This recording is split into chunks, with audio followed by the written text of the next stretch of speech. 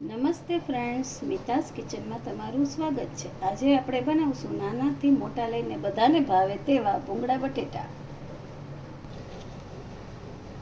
કઢાઈમાં મેં 1.5 પાવરું તેલ લીધું છે. તેમાં આપણે નાખશું અધકચરા વાટેલા આદુ મરચાંની પેસ્ટ.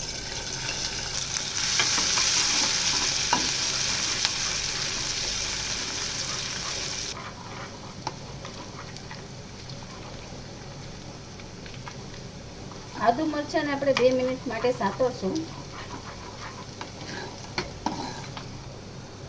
હવે તેમાં નાખશું અડધી ચમચી હળદર પાવડર.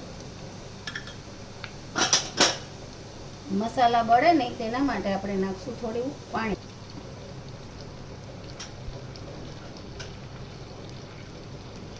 હવે તેમાં નાખશું 2 ચમચી ધાણા જીરું,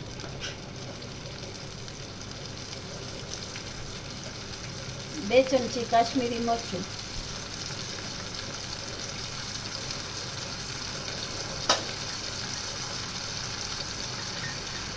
અને 1 ચમચી તીખું મરચું.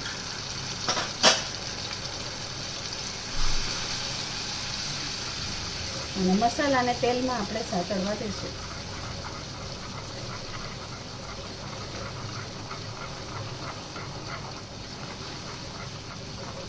હજુ થોડું પાણી નાખશું.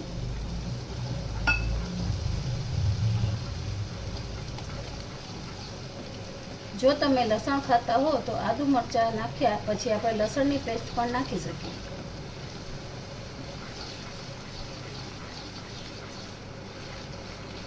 હવે તેલ છૂટું પડી ગયું છે એટલે આપણી ગ્રેવી પાકી ગઈ છે.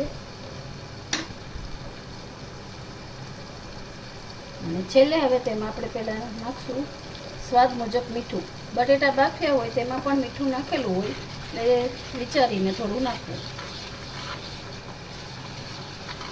હવે તેમાં નાખશું બાફેલા બટેટા. બટેટાને વધારે બાફવા ન દેવા અને કાચા પણ ન રાખવા, તે રીતે બાફવા. અને બને તો તમે વહેલા બટેટા બાફીને રાખી દો તો આ વધારે સરસ થાય છે.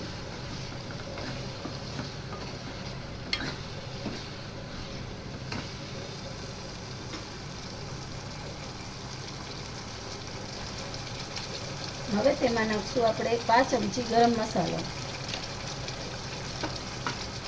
કોથમરી,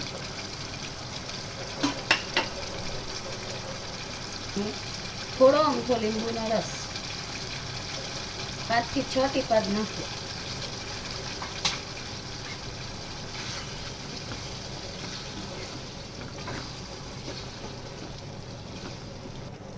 તો બસ તૈયાર છે આપણા બટેટા.